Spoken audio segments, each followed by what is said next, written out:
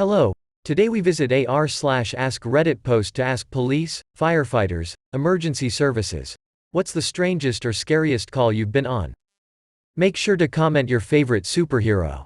With that, sit back and enjoy. I was once woken up around 5 a.m. to the call of a one-vehicle motor vehicle accident injury. Car versus tree.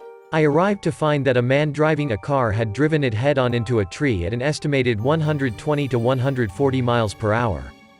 The car had disintegrated on impact, scattering both human remains and car parts into a hayfield beyond it. When I say disintegrated, that's what I mean. Car was utterly obliterated. We did not know how many people were in the car when it hit the tree, or if any of them had survived. Miracles do happen occasionally, I've seen it myself. So our department was tasked with searching the hayfield inch by inch to find anyone living or dead. I'll set the scene for you. It's early morning, the sun is just coming up. We're shoulder to shoulder in a hayfield, hay up to our knees. Walking a grid pattern and stopping when we encounter car parts, or human remains. The latter of which we marked for disposal in hazmat bags.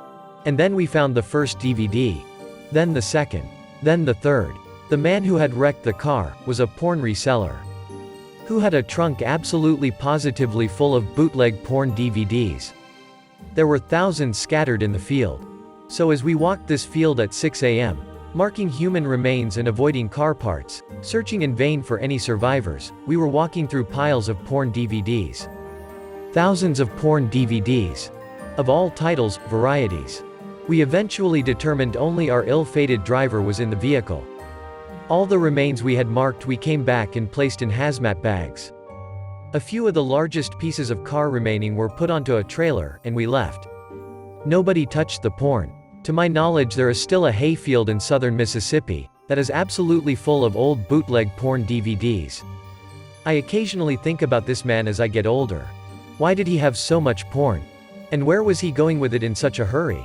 Somewhere on Reddit is the story of a befuddled farmer who went to harvest his hay only to stumble upon thousands of porn DVDs in his field. I'm not EMS. But it's a huge story in our city this month. An EMS responded to a horrible car accident. Treated a patient so badly injured she didn't realize it was her own daughter till they called her later to tell her to come to the hospital. Her daughter died. She was only a teenager. It's so horrific. In a way, it's comforting knowing her mom was with her after the accident. It's heartbreaking the injuries were so bad that she didn't recognize her, but the first person I'd want to be with after a horrific accident would be my mom. I hope that gives the mom some peace. And I particularly hope, but assume is happening, she doesn't replay and overthink what she was doing while trying to save her. Thinking things like if only the ambulance drove a little faster, or feeling she could have done more. Such a sad situation. Firefighter here. We had a call to a fire at my friend's house. Fully engulfed. We arrived on scene to find my friend's older sister screaming, "She's still in there." Since I knew the family, I knew she had just had a baby. Nobody else in the family was there. I ran up to her and asked if her baby was still inside. She said she was still in there, but because the fire was started on the bedroom side of the house, she couldn't get to the baby's room to save her. My department is not interior attack. We do not enter homes, we simply suppress the fire from outside. Right as I was about to run inside to save that baby, I heard a scream of relief. I turned around to see my friend and her sisters with the baby running towards the house from up the street. My friend had taken her niece to get ice cream and didn't tell her. The fire was started just after they had left for the gas station and was fully engulfed by the time they got home. They lost everything, but I'm so thankful they took that baby. That was a roller coaster of a read. I was worried about the baby, your friend. Liked the ending though. Me too. I was so relieved. The weight that fell off me when I saw my friend holding that little girl. We legally aren't allowed to enter homes, so I was about to get in a lot of trouble if they hadn't shown up. And serious danger. There's probably a reason you're not allowed to go in, though I totally understand why you were about to anyway. I'm a volunteer. Volunteer departments don't have the same training as a paid city department. We aren't allowed to enter homes 'cause training. I am going to the academy in February to get the training. Then I'll be able to enter homes. 4 young boys between 12 and 15 stole a car, hit an oncoming lorry and burst into flames. 1 thrown clear and died, 1 over half burnt and died in the hospital a week later, and 2 dead who burned in the car. Once we had extinguished the fire, we realized that the fabric of the car seats was burnt, so the metal had fused with the bodies. Had to cut 1 boy's fingers off because they were buried in the dash, then had to stand behind him while 1 colleague hit him in the shoulder with a pickaxe to pull him forward, and I could then get a shovel behind his back and tried to prise him free of the metal. Whole thing took over 45 minutes to complete. Over 20 years ago now, still think about those boys on a regular basis. Shame, was such a waste of life. Something similar to that happened in my area in the US in either the very late 90s or very early 2000s, where a 15-year-old kid stole a Jeep, took his girlfriend on a joyride, and flipped it, killing the girlfriend. It ended up being such a huge deal that it actually changed the law for getting your license in my state, pushing the age for a learner's permit from 15 to 15 and a half, and driver's license from 16 to at minimum 9 months after you got your learner's permit, meaning now the absolute soonest you could get your driver's license was 16 and 3 months. Not me, but when my brother was a paramedic, he responded to a call at someone's house. They walked in and found the guy hanging in his room with his laptop open facing him. Turns out he live streamed his suicide. I was on placement for a few weeks when we get called to a car accident without many details. An elderly lady had crashed her car 3 times, and the 3rd time she hit a pole and passed out over the steering wheel with her foot on the accelerator. The cops got there a few minutes before us and were trying to smash the window to get the door open. All of a sudden they start screaming and step back. The rims had ripped through the tires and were spraying rubber into their faces and bodies. As we run up, they manage to smash the glass and turn off the car. The whole interior is covered in blood. We drag her out and prop her against a nearby wall before cutting her clothes off to look for injuries. We don't see anything, until we flipped her wrists. She'd slashed her wrists and driven to try and kill herself. She's half conscious at this point, and the whole time we're treating her she's repeating over and over, "Just let me die, I want to die." We package and transport, and about halfway there she says, "Let me die, I'm gonna die anyway." We asked what she meant, but she went unconscious from the blood loss. We get to the hospital and hand over to the trauma unit before checking her file. She was diagnosed with dementia 2 days earlier. She wanted to kill herself before the disease destroyed her memories. She died 2 hours after admission. It was the first death I had on placement and was very sobering. I had a lot of stories from placement, but the only other one that might fit here was actually from a peer. So my peer was on sick leave for the first week of placement, and the first day she came back she was called to a 2-car collision.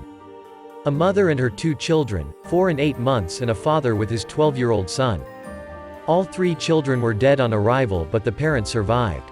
When she got to hospital and handed over, she went out back and threw up before breaking down crying. The whole crew was sent home for the week and given mandatory therapy. My dad was a major city police detective. He was driving with his partner on midnights when they saw smoke and fire coming from a house. They called it in and beat the fire department there. They hear screaming and crying coming from the upstairs windows, but being a rough area, the windows have bars in them. They went to enter the house to run up the stairs, but the flames and smoke were too much. Everyone in the house died, including small kids. Dad gets home in the AM, and my bedroom was right off the kitchen. It was cool because you'd get to hear conversations if you were bored. Dad starts crying while talking to my ma, saying how he tried everything he could to get in, but they couldn't get to them. Said hearing those kids screaming and crying wrecked him. Never heard or saw him cry before. He dealt with a lot of gallows humor on the job when telling me stories, but nothing to joke around there. Not gruesome, but odd. I worked in a horrible part of the city. Got called to a building, 5 floors up was the apartment. I get there and the family leads me to a door. The door is locked, from the inside, with the key still in the lock. No way of getting in through the window because it's so high up with no window that opens. Just solid glass. Ceiling is solid cement. I broke open the door. The guy is on his knees. Outside the bath. Head over the side of the bath, in the water. Dead. Like someone had held his head under the water. Had something sort of similar. Work dispatch answering 911. Had a family call for a welfare check on a person with a history of suicide attempts. Had the police department go first because there was mention of a weapon, while they were driving, received an open line call from the person in question. They had an E911 profile from previous calls. Left the line open, saw police department arrive on our map, heard them make entrance over the radio, clear the home, then they called out from inside the home to end the call. Dude had been blue for a while, third-story apartment, door had to be forced due to an interior deadbolts. Windows were closed. Still not sure who made the call from his phone. Close friend of mine who was a paramedic, now retired, attended a serious traffic incident with multiple casualties. His ambulance arrived at the emergency department and a junior doctor ran out to meet them. My mate said to the doctor, "Go check on the other arrivals first, this one is dead." The doctor got all stroppy and pompous telling my mate, "I'm the doctor, you don't tell me if a patient is dead." My mate, calm as anything, replied, "Fair enough.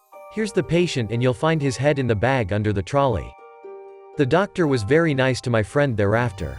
It was common to hear not to tell the doctors anything for certain, when I was an EMT.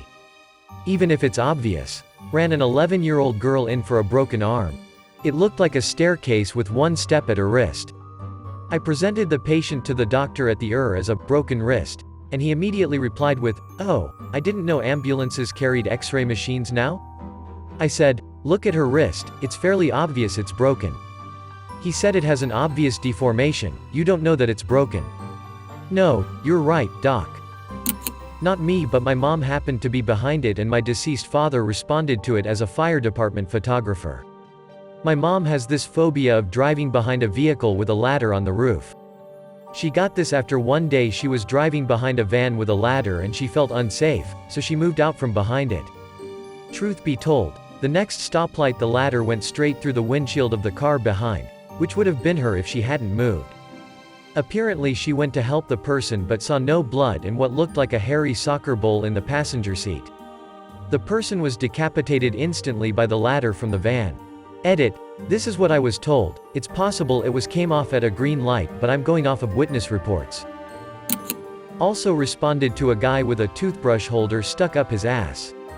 Apparently he and his girlfriend were on a method-fueled sexcapade when he wanted to do her in a very uncomfortable place. She said he had to take something first and the toothbrush holder was chosen. It went in, but never came out. He was in good spirits, was joking with us about it.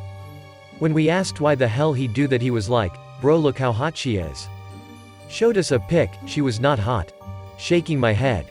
Another one, not mine but on my shift. Female attaches dildo to reciprocating saw, like on the blade, and goes to town. Saw blade cuts through dildo, then through her. Gave herself an episiotomy. She was fine, needless to say she needed surgery though. Thank you for watching all the way until the end and don't forget to like, subscribe, and comment your favorite superhero. Click the video above if you want to continue to watch my content. Until next time.